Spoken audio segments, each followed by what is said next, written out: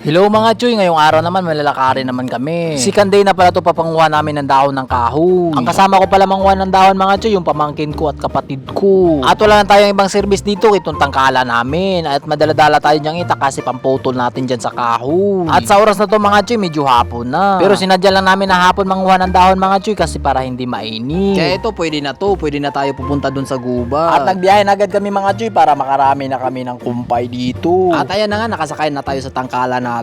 At ang pagsakay pala natin dyan mga Choy, nakatayo lang tayo kasi hindi tayo nakadala ng upuan. At ang susunod mga Choy, pagdating namin dun sa nahan, nakita kami ng dahon ng kahoy na pwede namin kunin. At ito na nga, nakababa na tayo sa tangkala natin kasi binidyuhan natin yung kahoy na kunin natin. I mean, dahon ng kahoy pala. So ayan, pwede na na. So mga Choy, may nakita na kami dito ng dahon ng kahoy.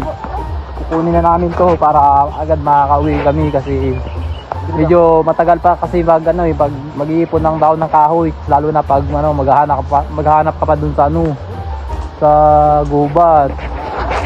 Oh, yan yung kasama ko, tinitira niya na. Putulin mo na yan, Utoy.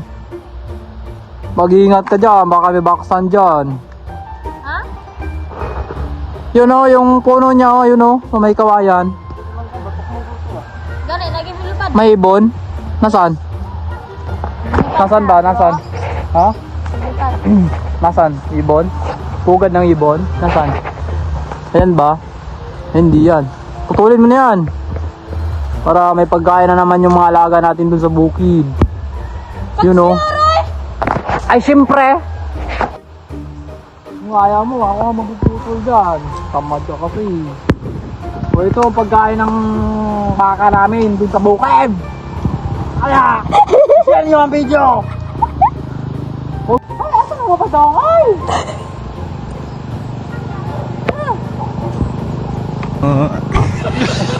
Bad bigla. Ben! Matakdan ka din niya! Matakdan ka ni Mokmok! Kumikuan! Ni Bunsoy! Takdan ka! Matakdan na si Mokmok! Manakod ba yan na si Mokmok? Manakod! Lisod na! Den! Ayaw pagpatumanuman nga, Den! Matakdan ka ni Mokmok! At so yun, pagkatapos namin kunin yung unang dahon ng kahoy na nakita namin, nandito na agad kami sa gubat. Kasi kunti lang kasi noon, isang puno lang yun. Kaya nangasal muna tayo ng mga bata dun bago tayo pumunta dito sa gubat. At dyan, hinila ko na agad yung kahoy na naputol ng kapatid ko kasi sobrang dami kasing langgam. At yun, tinakbo ko na agad para di ako makagat ng langgam. Pero hindi mo talaga may iwasan na hindi ka makagat sa mga to. At yun, nag-fast forward lang tayo kasi nakapuno agad kami ng isang tangkal na puro ng dahon ng kahoy.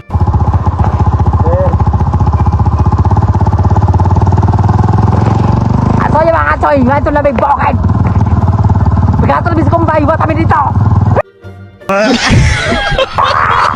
At nakarating na agad kami dito sa bukid para makakain na sila. At tingnan nyo nga yung kinain ng baka namin, sobrang tuyo-tuyo na yung mga damo ng kinakain nila. At yan pala yung pangalawang baka namin dito sa bukid. At saka may mga anak yan sila. Ang mga laga pala namin dito sa bukid, baboy, kalabaw, manok, aso.